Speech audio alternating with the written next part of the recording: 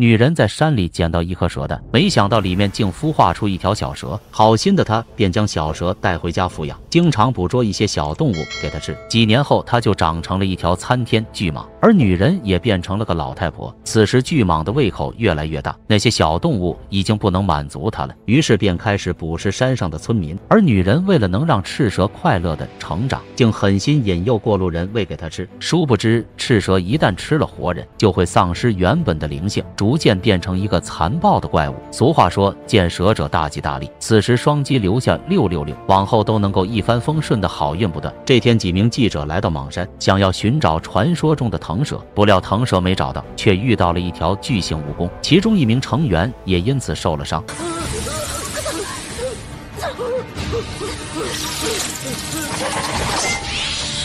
好在危急关头，一名神秘女孩及时出手相救，几人刚想道谢，怎料女孩却十分高冷的劝诫他们早点离开这里。但没找到腾蛇，几人仍不死心。很快，他们便在森林里发现了一个神秘的祭坛，上面的石柱上刻画的正是他们要寻找的腾蛇。他们猜想腾蛇或许就在这附近，于是几人朝着森林深处继续前进。果不其然，眼镜哥在前方发现了一块巨大蛇皮，想必腾蛇的老窝就在这不远处。而他们猜想的果然没错，附近还长着十分硕大的果子，而这正是腾蛇平日里吃的血蛇果。正当几人兴奋的要与果子合照留念时，地面突然出现一个巨大的黑影，几人回头一看，竟遇到了那条长达几百米的赤蛇。众人吓得慌忙逃窜，它们长这么大，从没见过这么大的蛇。队伍里的女孩已经被吓得哭出了声，但很快赤蛇又追了上来。好在他们找到一个偏僻的山洞，没想到进去后竟发现这里其实是赤蛇的老巢。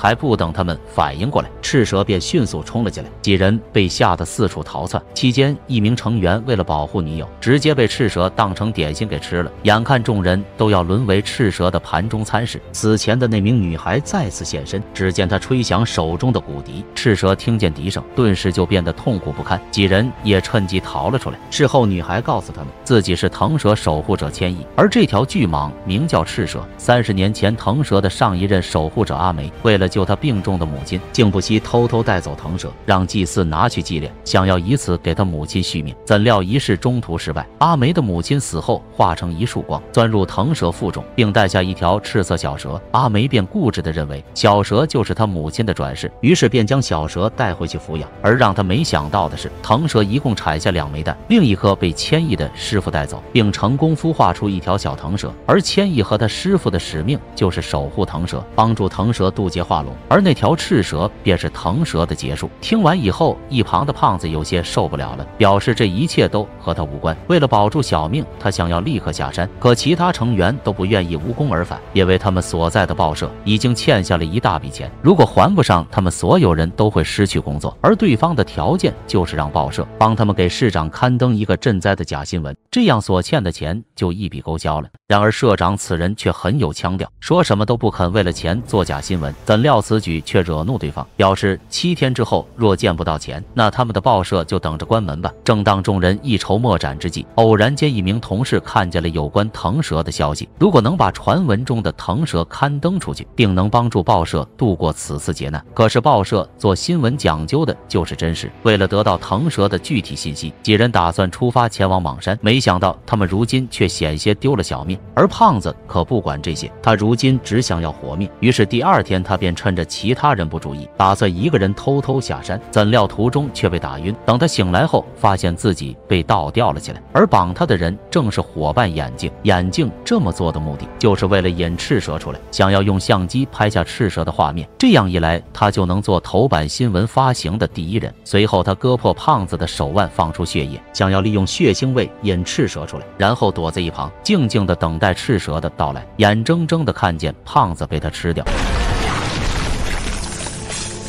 正当他想用相机拍照时，闪光灯却意外刺激到了赤蛇，眼镜被吓得瘫倒在地。好在峰哥和千亿及时赶到，千亿想要用笛声控制住赤蛇，怎料赤蛇此时却兽性爆发。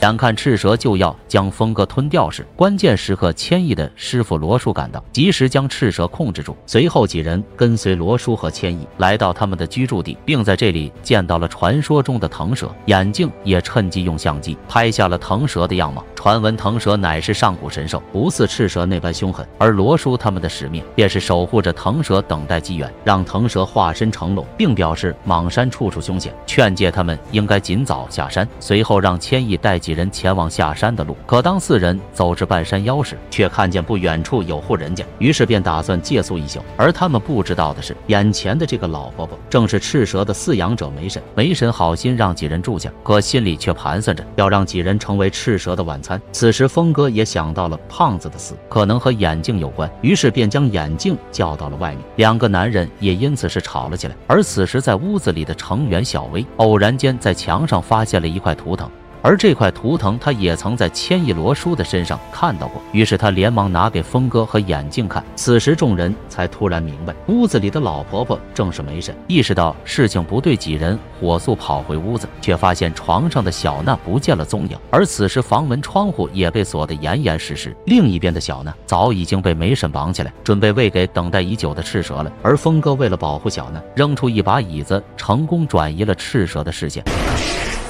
随后，聪明的峰哥利用赤蛇成功击碎大门，跑出了屋子，并连忙为小娜松绑。而此时的眼镜哥趁着几人和赤蛇周旋之际，悄悄溜回屋子拿走相机，随后更是用小娜做挡箭牌，让自己成功逃离了这里。可怜的小娜就这样领了盒饭。紧接着，峰哥和小薇也被赤蛇用身体死死捆住。眼见两人也要命丧黄泉时，千亿和罗叔带着腾蛇赶到。腾蛇与赤蛇本就是天敌，双方一见面便大打出手。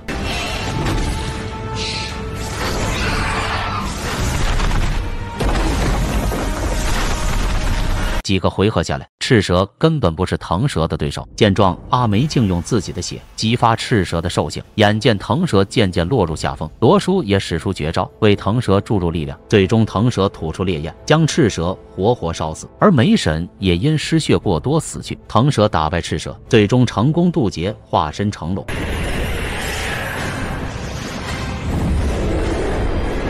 而此时站在山顶的眼镜哥看见这精彩的一幕，连忙掏出相机想要拍照，结果却被一道惊雷当场劈死。伴随着一阵龙吟声，巨龙缓缓飞至九霄，渐渐的没了身影。而最终活下来的只有峰哥和小薇两人。等到他们回到城里，却得知此前逼他们做假新闻的市长也因私吞善款被拉下了台。而为了保护腾蛇不被伤害，两人都将这件事当作秘密，永远的藏在自己的心里。